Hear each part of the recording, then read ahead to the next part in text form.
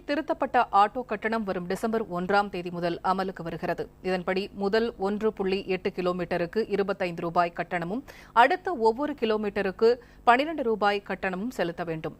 அனைத்து ஆட்டோக்களிலும் திருத்தப்பட்ட கட்டண விவரங்களின் நோட்டீஸ் பயணிகளின் பார்வைக்கு படும்படி ஒட்டப்பட வேண்டும் என அறிவுறுத்தப்பட்டுள்ளது. வருகின்ற டிசம்பர் மாதத்திற்குள் அனைத்து ஆட்டோக்களிலும் திருத்தப்பட்ட மீட்டர்கள் பொருத்தப்பட்டுள்ளதை வட்டார அலுவலர்கள் உறுதி செய்ய வேண்டும் என மாவட்ட ஆட்சியர் மகரபூஷணம் அறிவுறுத்தியுள்ளார். புதிய கட்டணத்தை ஏற்க மறுக்கும் ஆட்டோக்களின் உரிமம் ரத்து செய்யப்படும் எனவும் எச்சரிக்கப்பட்டுள்ளது.